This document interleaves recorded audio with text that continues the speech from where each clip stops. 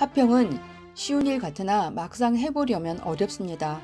주의 말씀으로 다듬어지고 하나님 성령님이 역사하시면 화평이 보다 쉬워지고 의의 열매를 모두 맺을 수 있습니다. 인생을 살면서 그냥 화를 내는 사람은 거의 없을 것입니다. 보통 사람들이 화를 낼 때 보면 상대가 선을 넘는 일들입니다.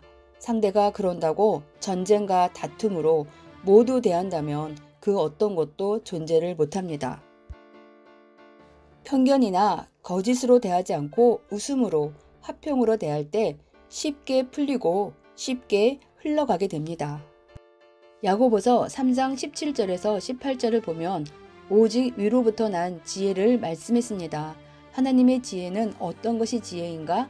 지혜는 내로 오고 생각으로 옵니다. 하나님의 생각, 하나님의 주장하신 것들이 위로부터 오는 지혜라고 하고 땅의 지혜는 연구하고 노력하고 각자 하는 것을 말합니다. 어떻게 하는 것이 지혜인가? 첫째는 성결입니다. 성결이라는 것은 거룩하다, 성스럽다, 그리고 깨끗하다, 회개했다는 것으로 하늘의 지혜를 받은 자입니다. 하늘로는 하나님 성령님 성자, 그리고 땅으로는 예수님이 오셨음을 절대적 보낸 자와 보냄 받은 자는 알아야 합니다. 대개는 하나만 알기 때문에 문제가 생깁니다. 하늘의 지혜를 받은 자가 누구인가? 땅의 지혜가 아닌 화평하고 관용을 베푸는 자입니다. 관용이란 무엇인가? 주는 것입니다. 뜨거운 마음을 주고 사랑하는 마음을 주고 너그러운 마음을 주는 것으로 물질도 주고 귀한 것도 주며 같이 하는 것입니다. 꼭 조건이 있어서 해주는 것은 관용이 아닙니다. 자기 선을 넘어서 하는 것, 조건이 없어도 좋으니 베푸는 것이 관용입니다. 사람은 어떻게 맛있게 먹는가가 문제가 아니고 얼마나 의롭게 사는가가 문제입니다. 할 수만 있으면 선을 행해야 합니다. 그것도 의입니다.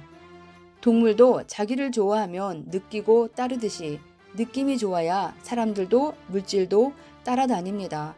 관용을 베푸는 사람들이 되어야 합니다. 혼자서는 못 닿습니다. 선생은 하도 굶고 배를 골아봐서 한 명도 빠짐없이 수천 번, 수만 번 주고 또 주어도 끝도 없이 있으면 다 주고 싶습니다. 관용을 베푸는 마음을 행할수록 관용의 마음이 늘어납니다. 관용을 베풀지 않으면 창고가 차고 넘쳐도 안 하게 됩니다. 관용을 베푸는 자는 지혜를 받은 사람입니다. 하나님은 한없는 관용을 베푸십니다. 위로부터 난 지혜는 양순, 순하다, 착하다 이런 것들을 말할 수 있습니다. 너무 순하면 때로는 답답하다 하는데 순한 자는 일을 안 저지릅니다. 순한 것도 큰 복이고 보물로 하늘의 지혜를 받은 자라 할 수 있습니다. 하나님 성령님의 지혜는 긍휼과 선한 열매가 가득합니다. 긍휼이라는 것은 사람들을 너그러움으로 대하고 불쌍히 여겨주고 자비로움으로 베푸는 것을 말합니다. 가을이 되었으니 신앙의 열매가 있어야 됩니다.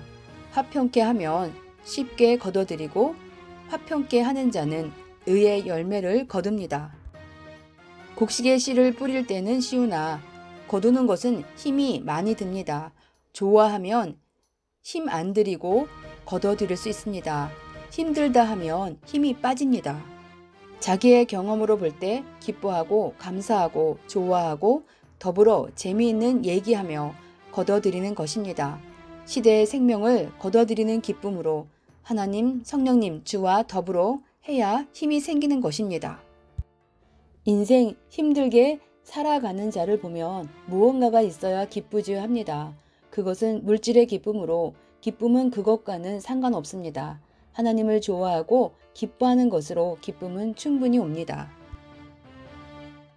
직장 생활도 공부도 언제까지 해야 하나 하지 말아야 합니다.